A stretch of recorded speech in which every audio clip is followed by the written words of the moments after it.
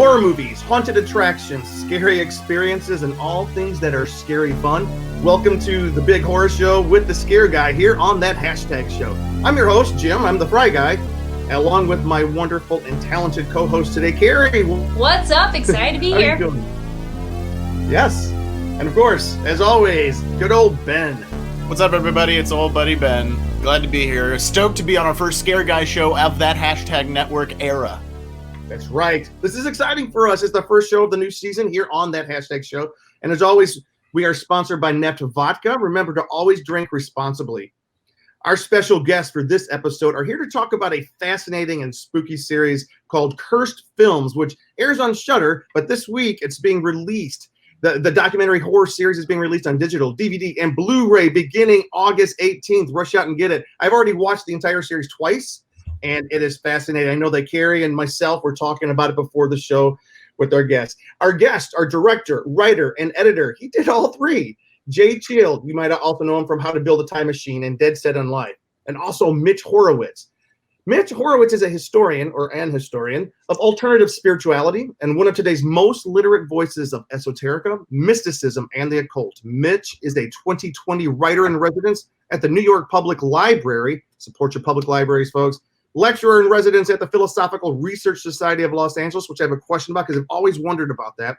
And the PEN Award-winning author of books including Occult America, One Simple Idea, How Positive Thinking Reshaped Modern Life, and The Miracle Club. Mitch and Jay, welcome to our show. So glad to have you guys today. Thank you. Thanks for having us.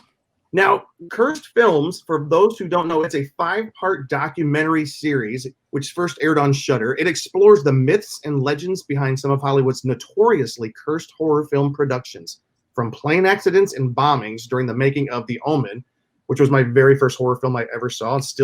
I'm still scarred to this day, to the rumored use of real human skeletons on the set of Poltergeist. These stories are legendary amongst film fans and filmmakers alike. Were these films really cursed, as many believe, or just the victims of bad luck and bizarre circumstances? Mitch and Jay, we're here to ask you guys those questions. So let's just go ahead and start. Where did this idea, Jay, for cursed horror films come from?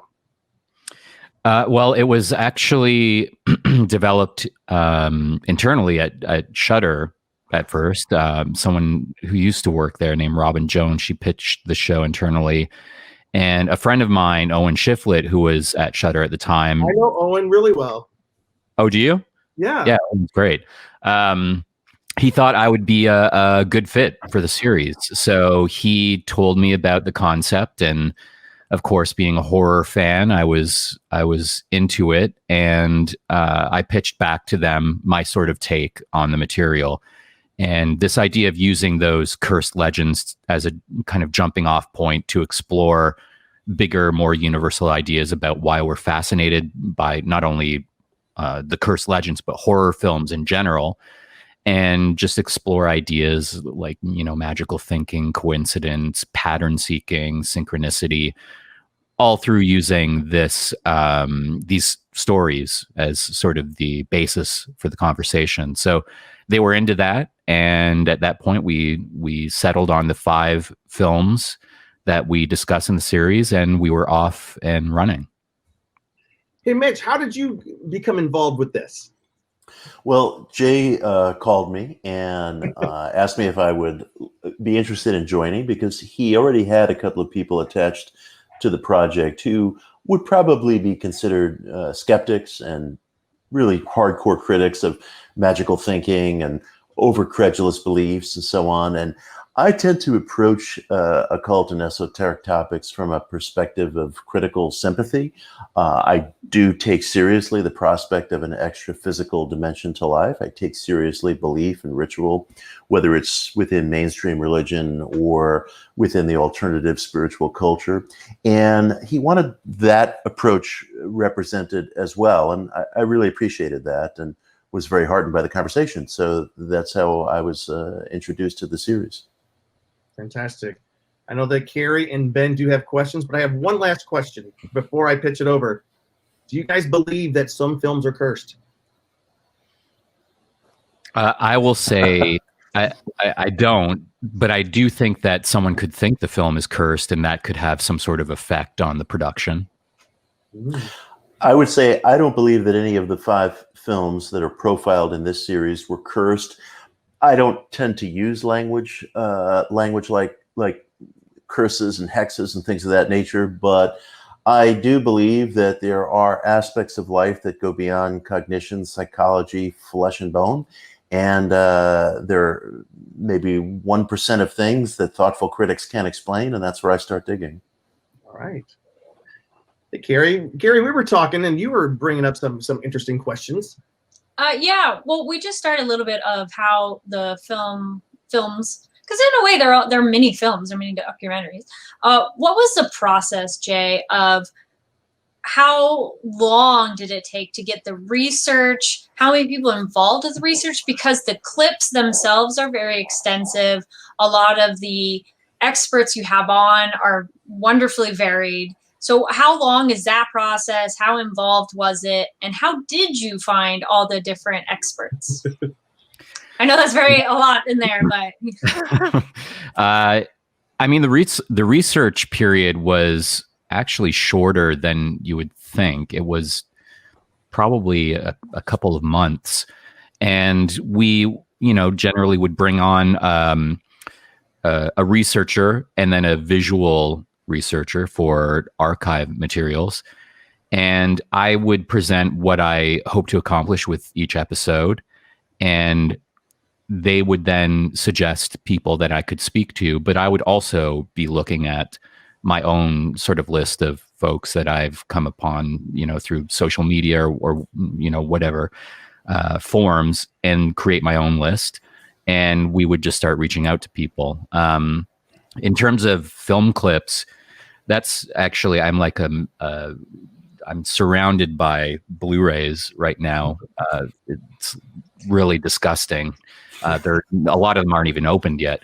And all of the film clips are kind of pulled from my own Blu-ray collection. So that was actually one of the I think most enjoyable elements of the post process, was thinking, which films could I illustrate this point with, and what movie could I put in there that might be something that might be a little bit, outside of the periphery of the usual horror drops.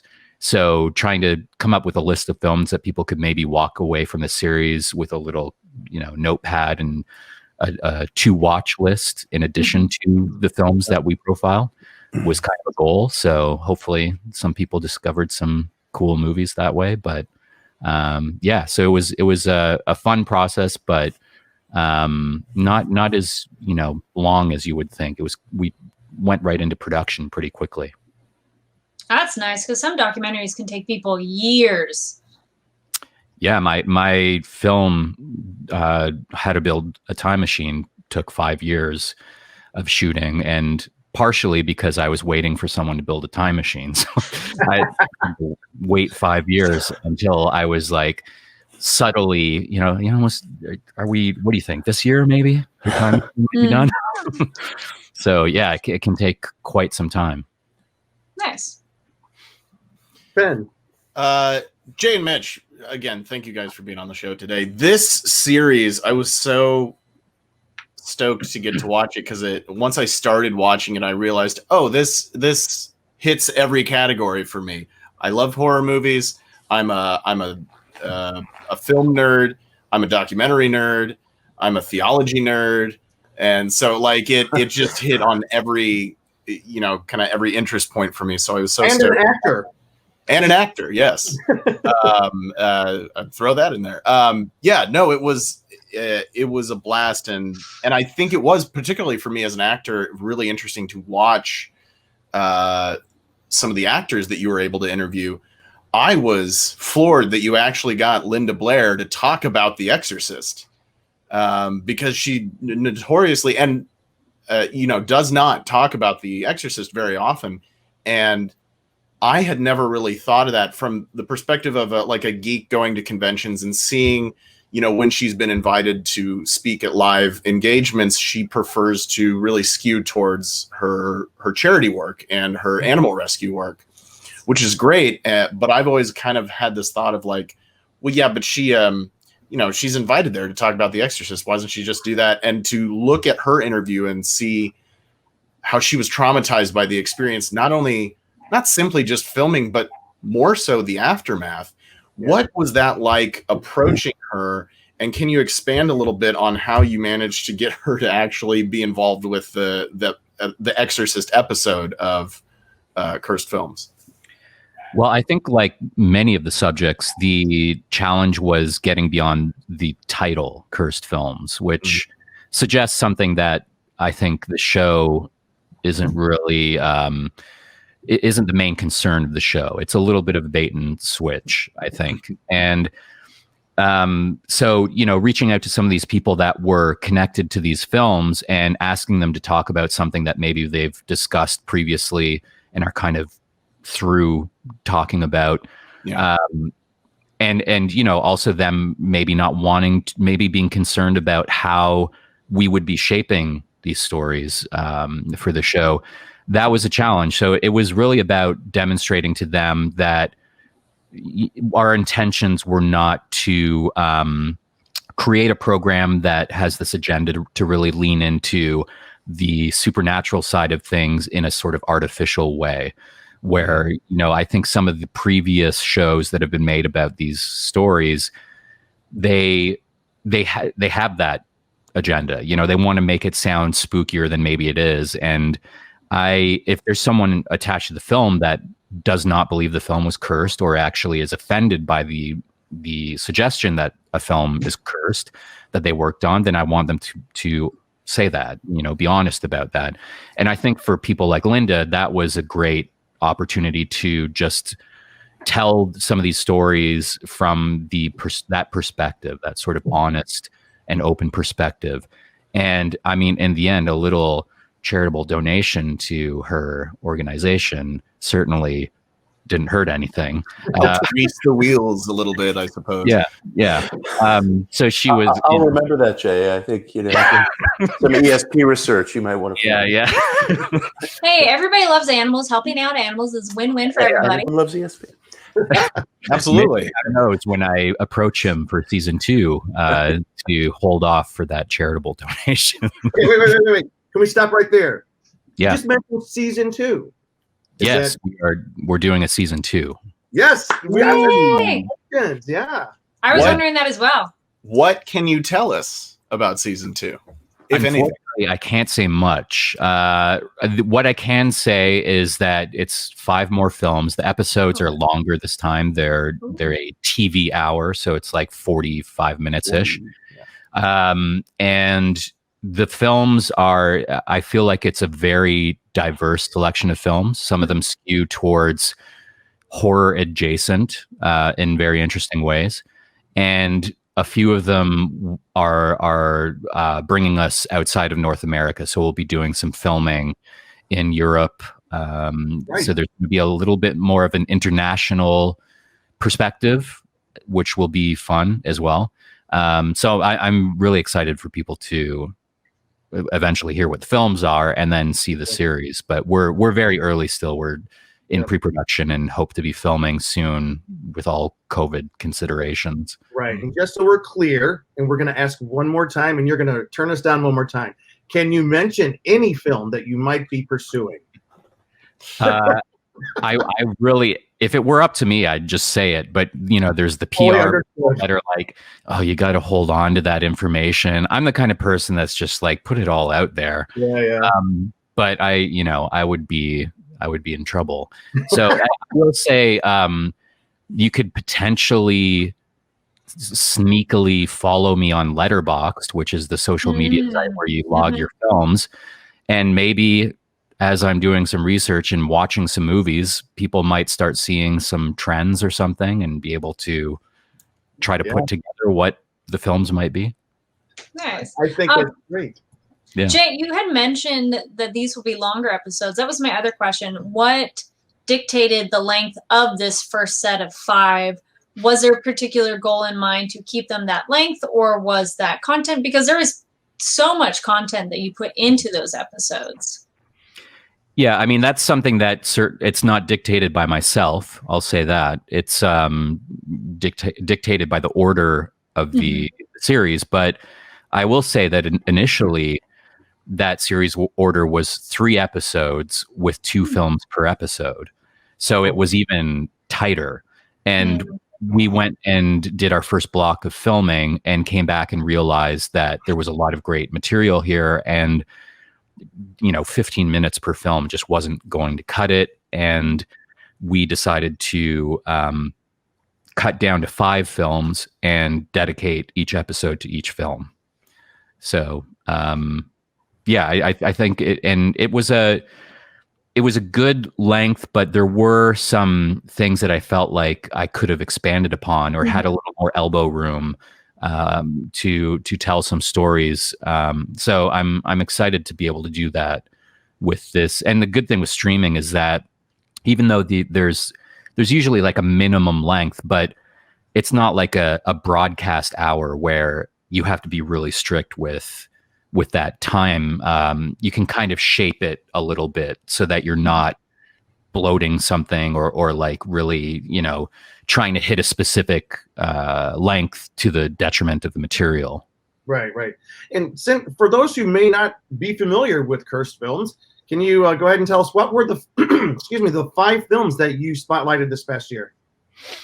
So the 5 films were Poltergeist, The Omen, The Exorcist, The Crow, and Twilight Zone, the movie, which are kind of, I think you could say are sort of like the films that people probably usually talk about when they're discussing, productions that are notoriously cursed, at least in the horror realm, even though The Crow is kind of horror adjacent. But let's zero in on one of my favorite all-time films, Poltergeist, which of course I think is probably when someone thinks about a haunted film, a cursed film, a something with bad happenings. This one is always at the top of the list. And I don't want to ruin any of the episode for those who haven't seen it yet, but can we talk a little bit? What? Oh, no. We lost you for a second there. Oh, I'm so sorry. No, it's all good. You and Carrie both just went black for a second. Oh, wait. Let me record. Really? I think it's actually you, Ben. Yeah, Ben, I think it's you. Oh, shoot. I'm sorry. No, we see you. You're good. Oh, okay. Passing the buck. We've been having internet blackouts off and on recently. So sorry about that. We'll cut that out and go back. But like Poltergeist, can we talk a minute about Poltergeist and why do many fans think that perhaps this film was cursed? So there's obviously a lot of tragedies connected to the film, not just the first one, but the entire series of films. And a lot of them are I hate to say expected, but it's a lot of older people passing away, unexpected illnesses, but things that happen in life, especially when you look at the length of time from the start of production on Poltergeist 1 and the end of production on Poltergeist 3, which would be like 6 years or something. So you could kind of expect that, but I think the fact that Dominique Dunne, who was murdered by her ex-boyfriend in this tragic, terrible death that happened kind of around the time of the release of Poltergeist. So I think that timing sort of was kind of perfect for tabloid newspaper fodder, and it was a very public trial. Her father, Dominic Dunne, covered the trial for Vanity Fair, so it was very, very public. And Heather O'Rourke, she passed away during the production of Poltergeist 3, so that wasn't even a part of that first initial film, even though people kind of pull it into the curse of the first film. And I think part of the reason is this idea of the use of real skeletons on the set, which was a rumor for quite some time. We talk about that rumor in the show. We interview Craig Reardon, who's the special makeup effects artist on Poltergeist, and he discusses that. And I think the reason that story has been perpetuated and kind of has the shelf life that it does is because it's one of those curses that sort of matches the plot of the film. Mm. So, you think about the Freeling family moving into this home in this new subdivision built upon, as they eventually discover, an ancient burial ground. And this is the reason that they are experiencing this haunting. And in the climax of the film, there are literal coffins coming out of the ground and skeletons pouring out in the swimming pool. There's skeletons emerging from the mud, and these are skeletons that people are saying are real human remains and are the cause of the curse of Poltergeist. And they're also the cause of the curse of the family in the film. So that I think that meta connection kind of gives that curse its power.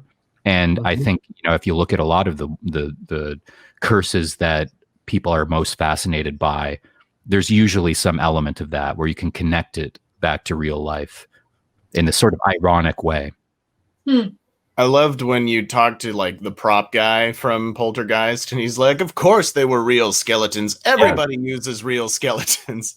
Yeah, that's a perfect example of someone who didn't want to talk about that anymore because his perspective has been sort of manipulated in the past. And I sold him on it by saying, tell everyone exactly what you're telling me, which is you are sick of people connecting the death of these two actors that he knew personally and, got along very well with, to a decision he made or the production made. That was, it sounds kind of weird and shocking now, but was kind of a common thing at the time. The use of medical skeletons for special effects. Well, and I think on a side note, at Disneyland in the Pirates of the Caribbean, when they made skeletons for the ride initially, I think it was Walter, whoever was in charge of looking at, making sure everything was cohesive. They were like, I don't like these skeletons. So they went to a medical supply house and got actual cadaver skeletons and put them in the ride, and slowly over the years replaced them with false ones. But there is still one actual human skull left on Pirates of the Caribbean, which is a whole nother episode of the Scare Guy. Mitch, I wanted to turn it to you since you've been sitting there so patiently. I just want you, if you could, expand a little bit on how does one become a historian of alternative spirituality and one of, quote unquote, one of today's most literate voices of esoterica, mysticism, and the occult. Where did you start off? Did you start off spiritually? Were you raised in a spiritual household? And how do you get to this point where you're at now? I find it fascinating. Well, I was actually raised in a traditional Jewish household in the borough of Queens in New York City. I had an Orthodox bar mitzvah and in many ways a very conservative background. But I was always fascinated with folklore, esoterica, flying saucers, Bigfoot. And as a little kid, I eagerly recall gobbling up the books of Carlos Castaneda and hearing people talk about conspiracies involving the Beatles and Charles Manson, and was fascinated by the robed gurus interviewed on the Mike Douglas show. And I wanted to ask myself, where did all this come from? How did this reach us in modern life? Why do any of us, for example, know what our astrological sun sign is? Whatever one feels about daily horoscopes, you probably couldn't find a single person in North America who doesn't know his or her sun sign and something about it. And this is material that in its earliest form goes back to ancient Babylon. Why should any of us know what any of this is? For that matter, why should any of us know what an exorcism is or demon possession is? Were it not for the release of the film, I'm not sure that word would be anything other than a real obscurity in American life. So I'm fascinated with the retentions of ancient religious ideas, esoteric and occult ideas. And I approach these things both as a historian, but also as a participant myself in some of those subcultures. And that's actually true of most religious historians. Most works of religious history that you'll happen upon, whether they are about ancient traditions or new religious movements like Mormonism or Christian Science, are very often written by people who emerge from those same congregations. They don't often advertise that because they're worried it'll make it seem like they're incapable of objectivity or criticism, although I often find that that's not the case. We very often, in one way or another, write our own histories. Horror fans document some of the very stories that we're talking about right now. So it's very common, and I like to be transparent with people about that. That's fascinating. That is That's fascinating. really cool. Well, Mitch, we'll put you a little bit on the spot of which Please. one of the 5 was your favorite. I know Jay maybe would have a harder time picking one if it's like a favorite child, but Mitch, which of the 5 episodes was your favorite? Maybe is it based more on the film or just how the research was handled or your personal involvement with that episode talking about it? Well, it's an interesting question. The one that was culturally most significant to me and in which I participated heavily was the Exorcist episode. And I have all kinds of cultural associations with the Exorcist that are meaningful to me. But I would have to say my favorite was probably the Twilight Zone episode, which I did not participate in ultimately, but I just was heartbroken and astonished by the manner in which Jay assembled the forensics of how the deaths on that film set occurred.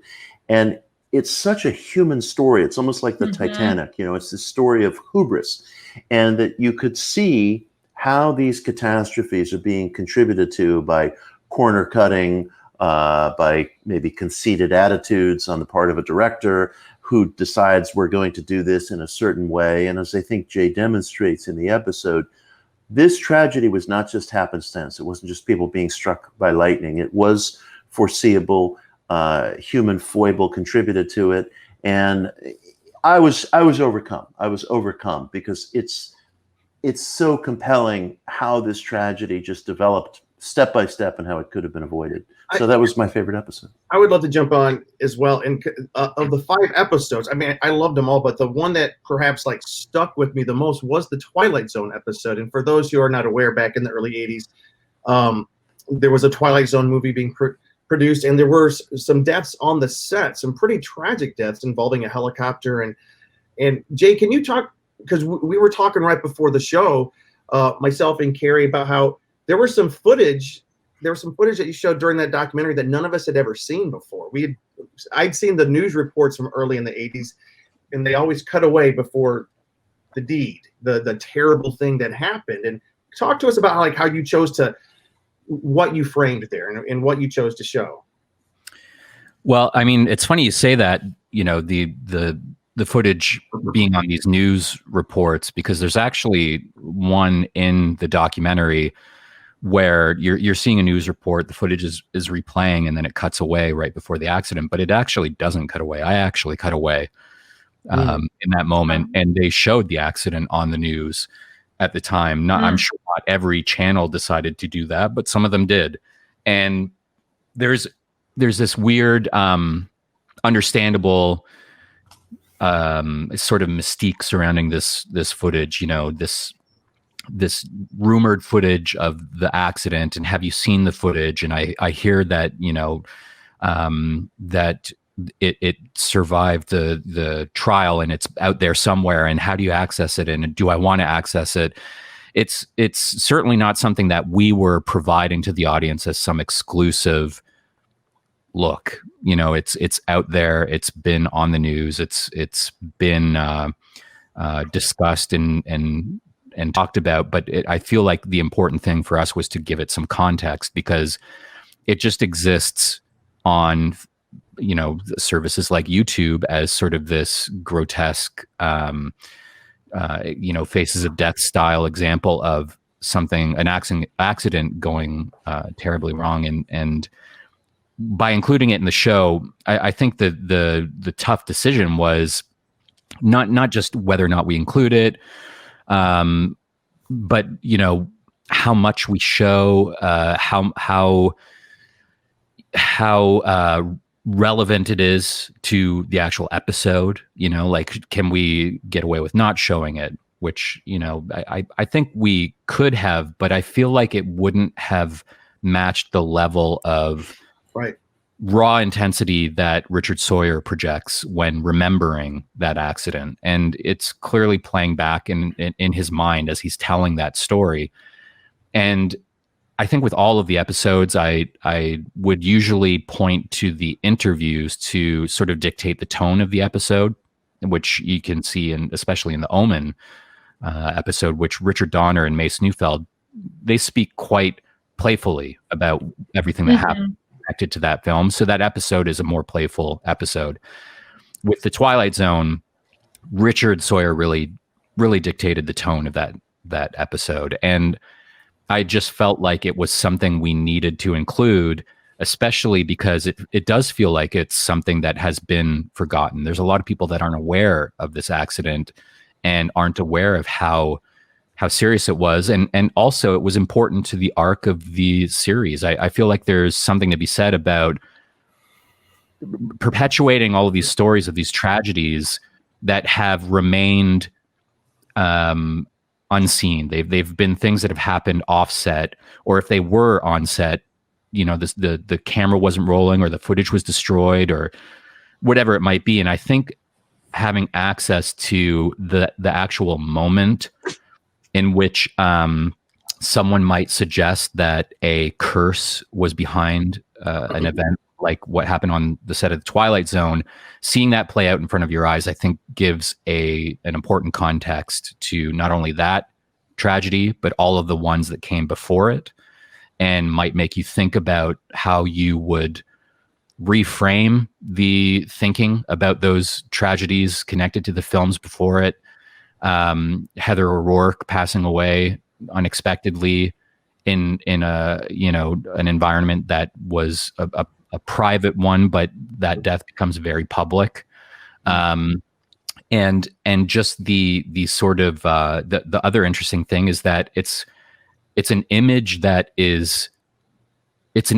exists with the intent to create something fantastic for a film, but within that fantastic image, something very real happens.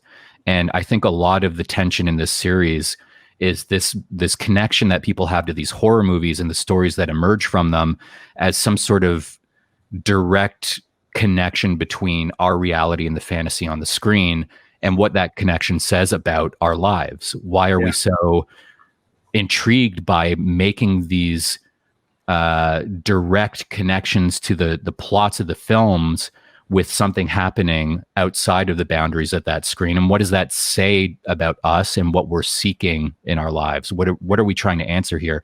And the fact that that's a direct connection in that moment on celluloid is, I think, a very powerful thing, and speaks to a lot of bigger themes in the series.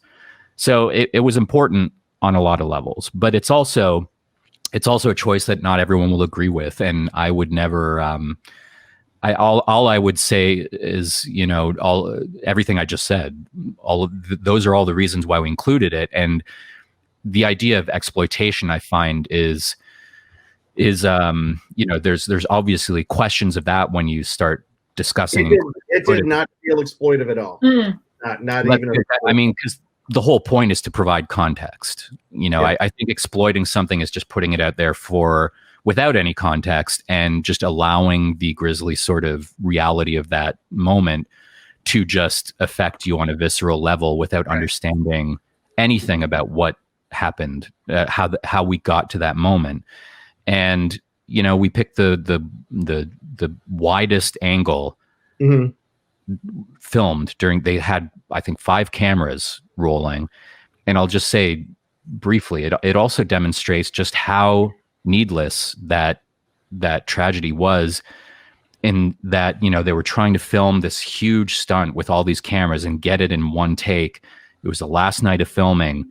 It obviously some cost-cutting measures, but also this idea of the filmmaker wanting this big send-off, this grand final production.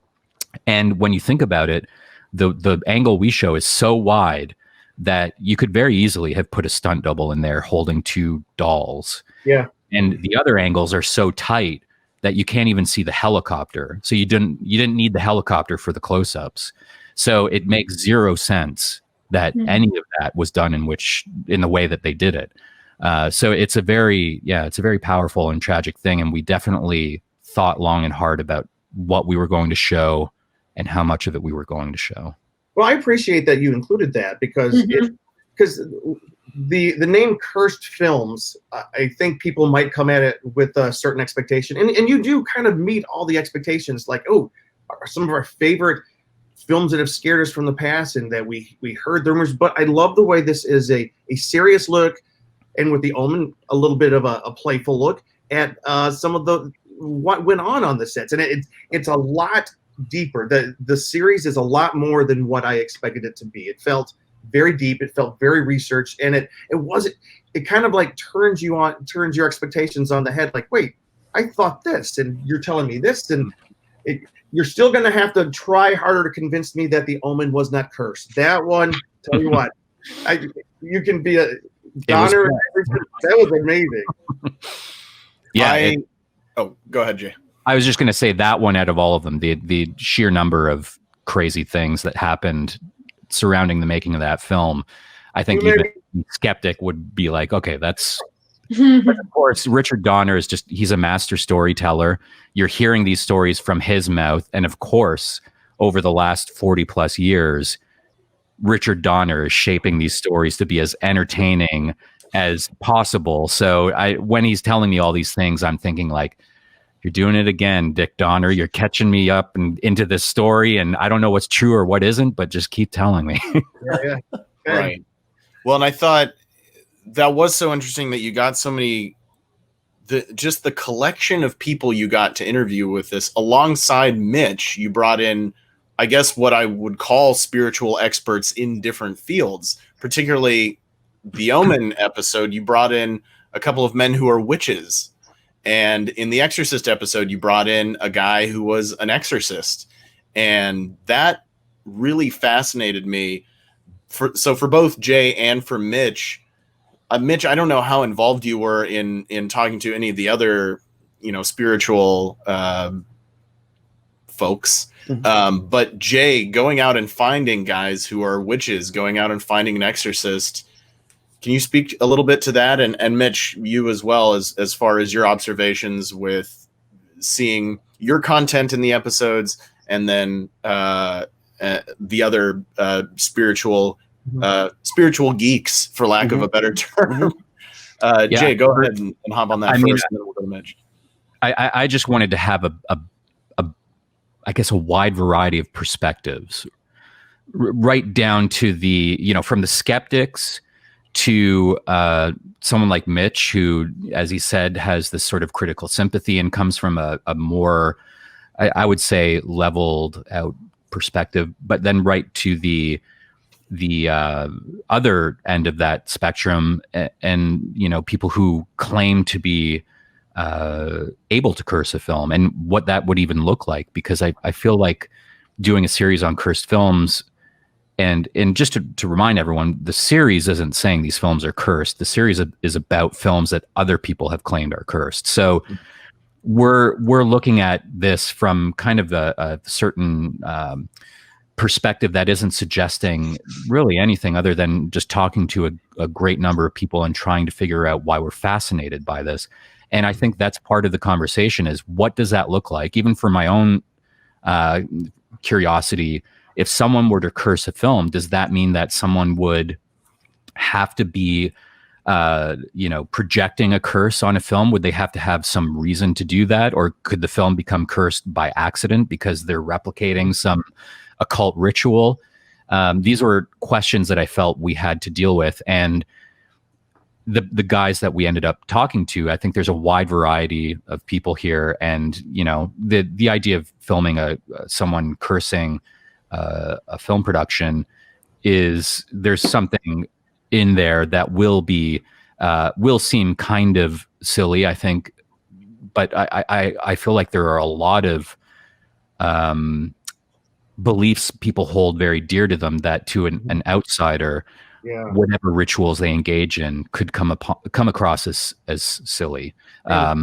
Even those who claim to be skeptics engage in rituals all the time that someone could call them out on. Like, I talked to Michael Shermer, who's one of the most he runs the Skeptic Society, and he's the guy to talk to from that perspective, but he still talks about horror movies affecting him, and he gets anxiety when he watches The Shining. And I mean, it's just I think I just wanted a wide variety of opinions and perspectives. Part of it's just fun. It's just fun to believe that that as well. But Yeah. Mitch, he was trying to pitch that to you as well. What do you think?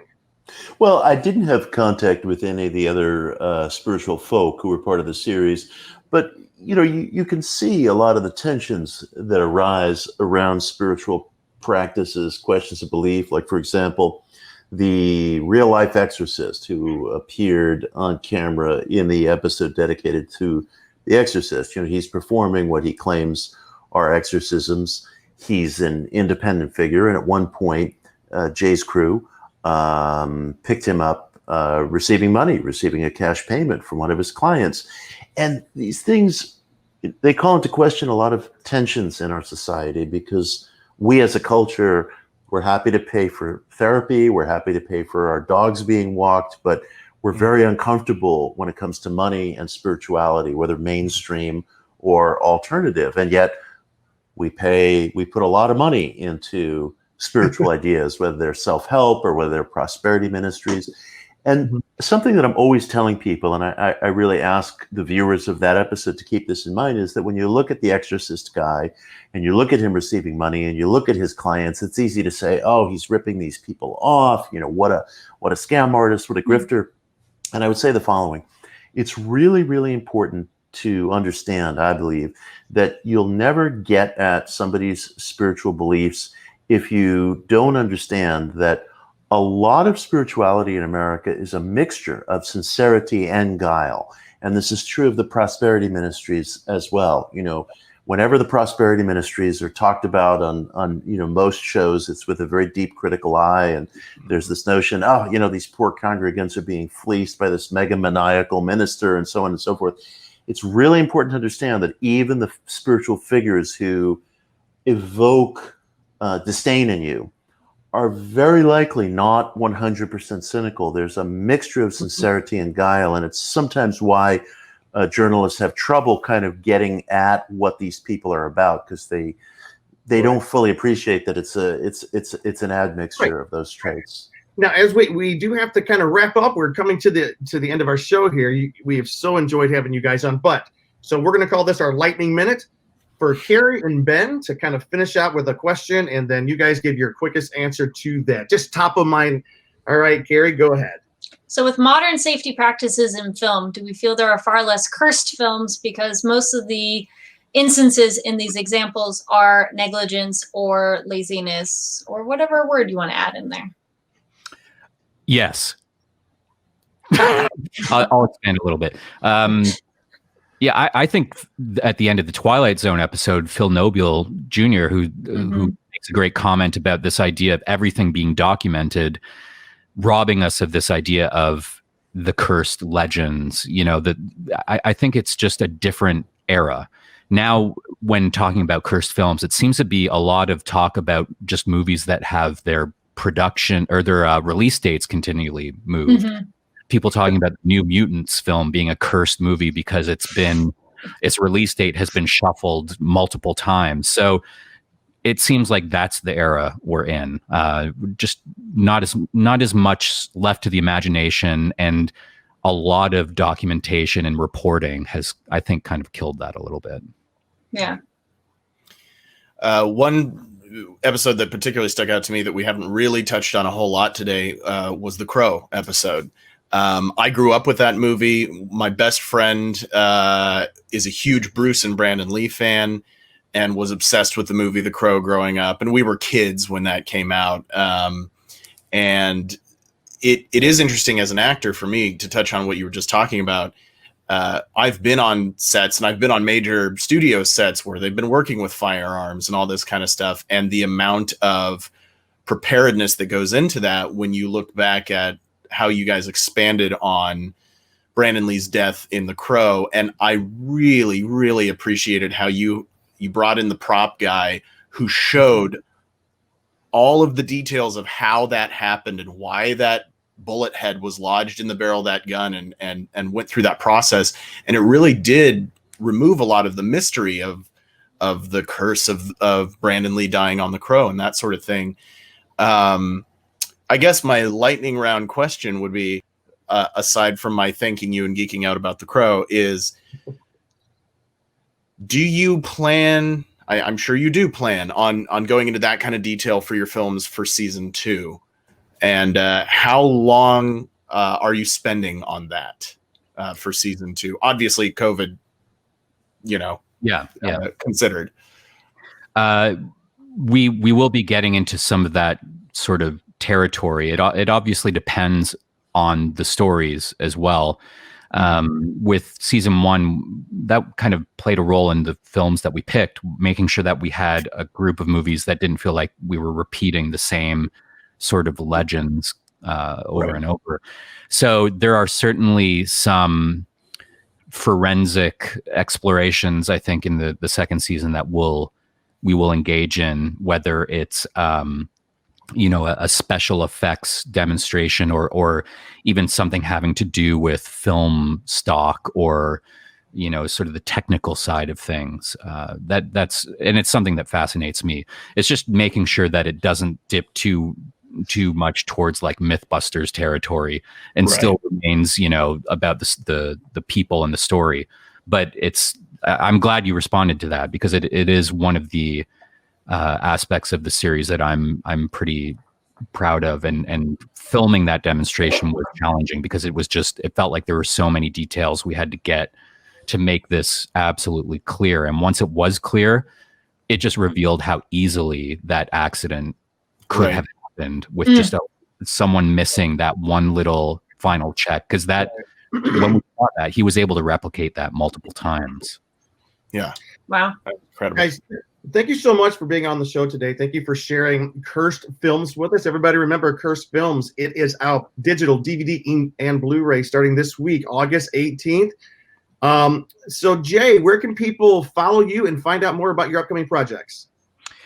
You can follow me on Instagram at j.cheel. You can hear me. I do a co-host a podcast called the Film Junk Podcast. We've been doing this film podcast for 15 years now. So you can find that at filmjunk.com. And my website is jcheel.com. Mitch, thank you so much for joining us today. Hopefully we can have you guys back to talk some more. Where can people find out about what you're working on? They can visit my website, which is mitchhorowitz.com, or visit me on Twitter at Mitch Horowitz, or on Instagram at Mitch Horowitz23. And I have a bunch of articles up at the moment at Medium that deal with some of the topics we've been discussing. They might enjoy.